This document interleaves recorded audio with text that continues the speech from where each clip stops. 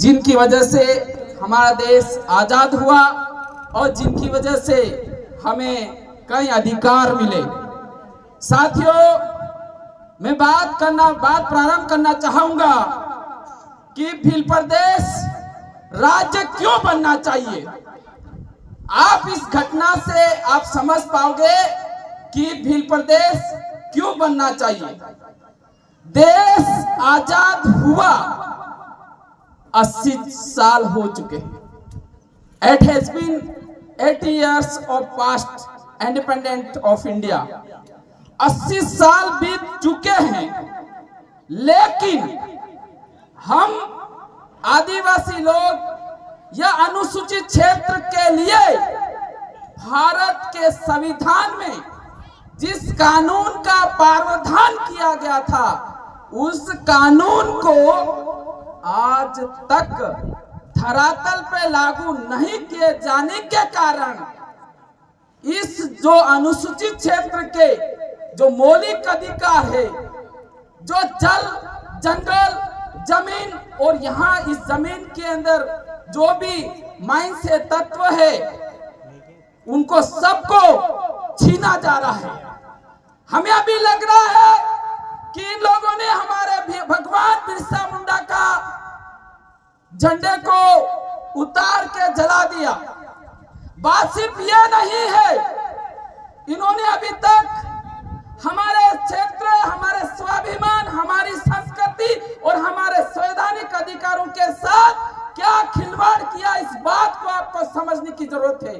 अगर आज की तारीख में युवाओं को अगर लड़ना है, युवाओं को अपनी ताकत कहीं लगानी है, समय लगाना है, पैसा अगर लगाना है, तो सिर्फ और सिर्फ भील प्रदेश के लिए लगाना है।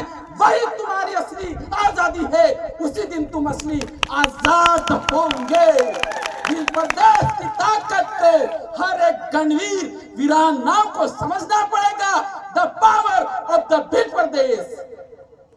Before this, we need to understand our constitutional power which given to। और वही ताकत, उसी ताकत के सामने आदिवासी खड़े हो गए।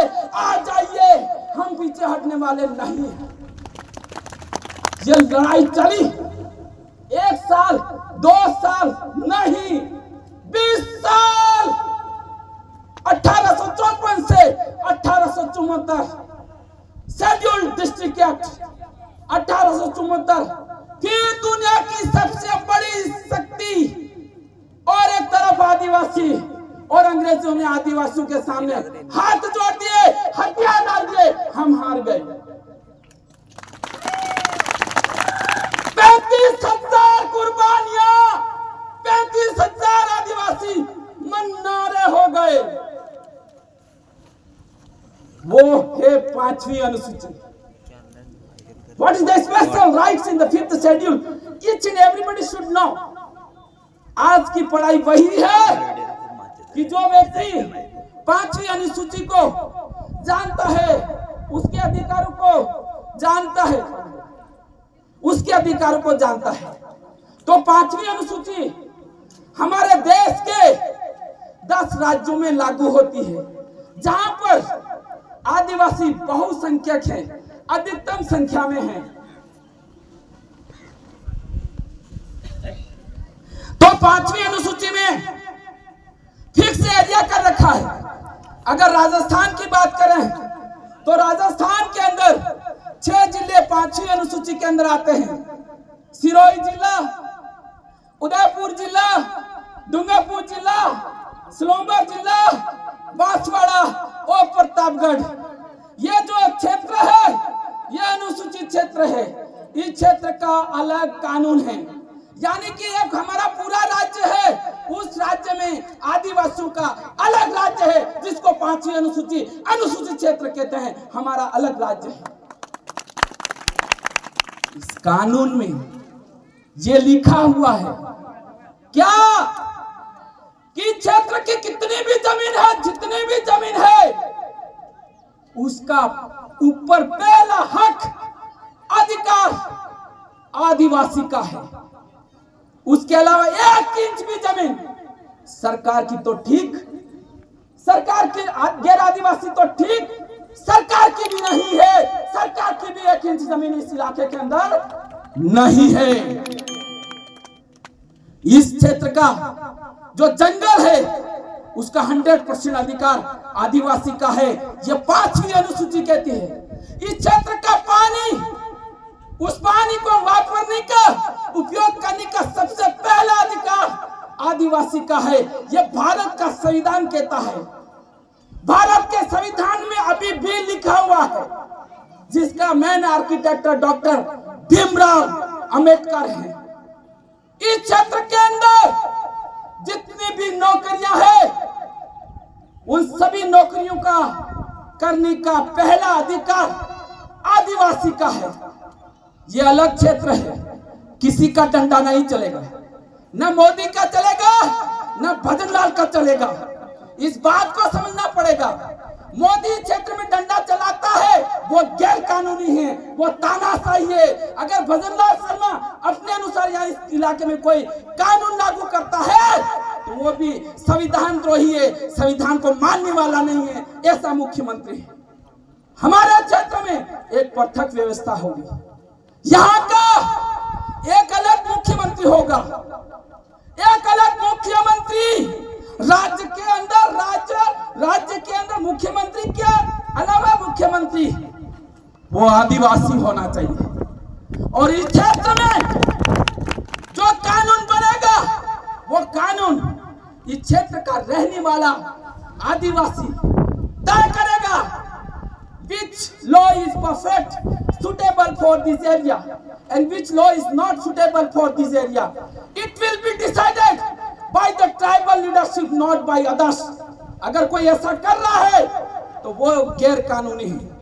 अब हमारे देश आजाद हुआ और संविधान लागू हुआ 77 साल हो गए, अभी तक ये कानून लागू नहीं हुआ। Are you getting my point? What am I saying? This is very big point. कि हमारा भारत देश का संविधान जो आदिवासियों की सुरक्षा रक्षा के लिए लिखा गया था, वो कानून 77 सालों के बाद भी लागू नहीं हुआ। और लागू नहीं होने की वजह से आज की तारीख में हमारी जमीन को छीना जा रहा है, हमारे पानी को छीना जा रहा है, हमारे यहाँ के पानी को बाहर के जिलों में भेजा जा रहा है। हमारे जंगलात के ऊपर तानाशाही, हिटलर से ज्यादा तानाशाही जंगलात में ये राजस्थान सरकार के नेता और अधिकारी लगा रहे हैं। ये सब जो हो रहा है, सद्भावी निवासी 2013 के अंदर जो सरकार थी कांग्रेस, एक कानून लाई, उसके तहत आदिवासियों के लिए 45% आरक्षण का प्रावधान किया गया। 5वीं अनुसूची यह कहती है कि अनुसूचित क्षेत्र, आदिवासी क्षेत्र में नौकरियों करने का पूर्ण अधिकार आदिवासी का है। लेकिन यह बदमाश कांग्रेस सरकार कानून लाई और 50% हमारे एससी भाई कोई दिक्कत नहीं, उनके 5% है, उनके संवैधानिक है। लेकिन जो सद्भावी निवासी के नाम से जिनका कोई अधिकार नहीं, उन चोरों को, उन लूटेरों को, उन बदमाशों को 50% हमारे बच्चों का अधिकार दे दिया, हमारी नौकरियां खा गए लोग। अभी भी नहीं संभले तो कब संभलेंगे? 2013 से लगाकर 2016 में फिर बीजेपी सरकार आई, उसने repeated same law, non difference, non change, same law imposed to us। और इसके तहत 2013 से लगाकर 2025 तक हमारे क्षेत्र की 40,000 नौकरियां ये सद्भावी निवासी करके खा रहे हैं। और ये वही लोग हैं जिन्होंने हमारा बिरसा मुंडा, भगवान बिरसा मुंडा का झंडा उखाड़ा, जिनको यहाँ रहने का अधिकार नहीं है। कौन है सद्भावी निवासी? कौन है? सरकार ये तय करे। आज इस मंच से मैं पूछना चाहता हूँ, please define the definition of the सद्भावी निवासी। Who is this person? Who are this person? What are their category? We have many question to you. Publicly बताइए कौन है सतपावी निवासी जो हमारे जमीन को छीन रहा है, जो हमारी नौकरियों को छीन रहा है, जो हमारे भगवान स्वतंत्रता से हमारे नहीं पूरे देश के स्वतंत्रता सेनानी, पूरे देश के भगवान उनके झंडे को जला रहे हैं। ये कौन है? इसमें कौन है? तो एक पुलिस है, पुलिस अपन जिसके ऊपर विश्वास करते हैं, trust lot of police administration. Police की सच्चाई में आपको बता देना चाहता हूं। What is the police? एक घटना बता देता हूं कि अक्टूबर 2025 के अंदर उदयपुर के अंदर 5 आदिवासी भाई बहनें और परिवार, पूरे परिवार को एक मर्डर केस में, झूठे मर्डर केस में, हत्या के केस में निर्दोष आदिवासी परिवार को जेल में डाला जाता है। फिर वो पुलिस प्रशासन, वो सीआई, वो हेड कांस्टेबल, वो बीट कांस्टेबल और वहां का पुलिस कैप्टन सब मिलकर उसकी जमानत के लिए उसकी 5 बीघा जमीन बिकवाते हैं।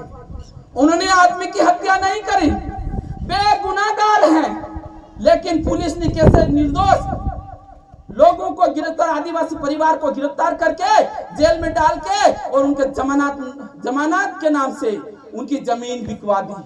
यह पुलिस का असली चेहरा है, यह पुलिस का असली चेहरा है।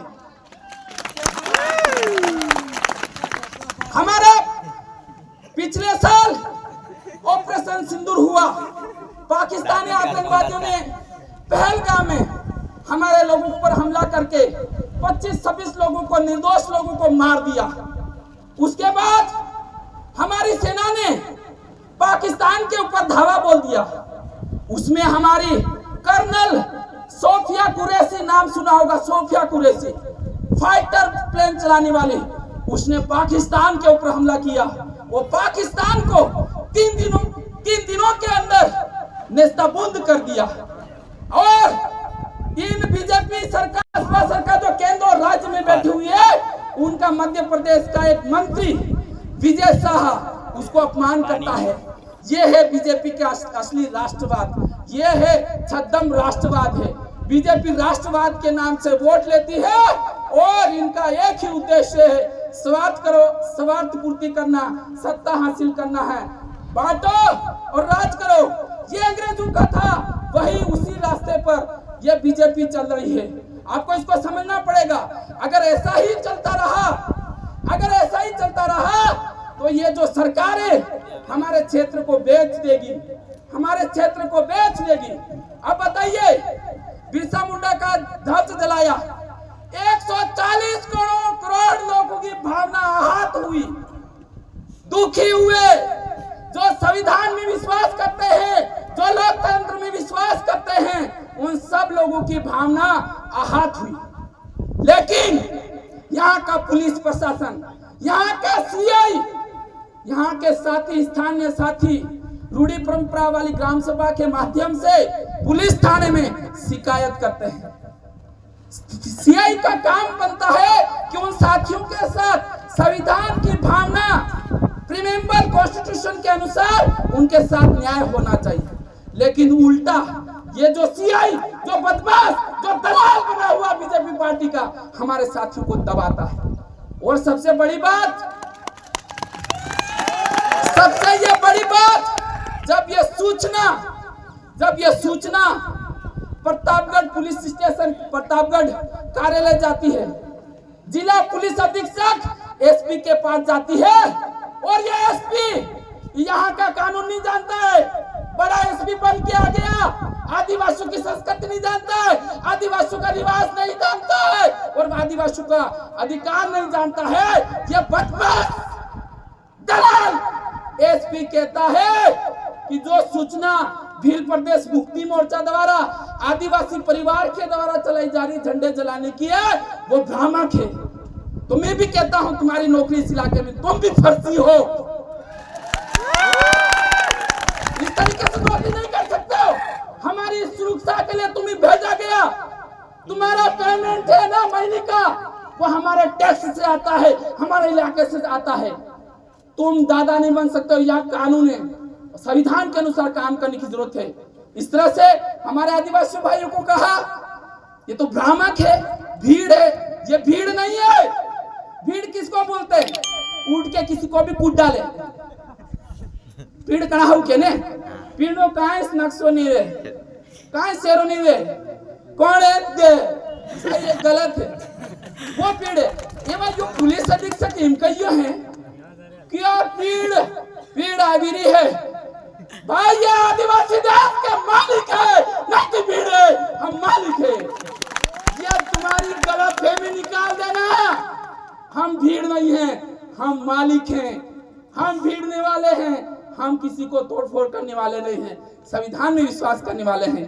साथियों, हमारे वरिष्ठ साथी कांति दादा, मांगू दादा बैठे हुए हैं, उनको भी समय देना पड़ेगा। बातें बहुत है, लेकिन मैं यही कहना चाहता हूँ बरोटा के साथियों को, एससी समाज, ओबीसी समाज है, एसटी समाज है, यहाँ भाईचारा बना रहे हैं। हमारे पुरखों का अपमान नहीं हो।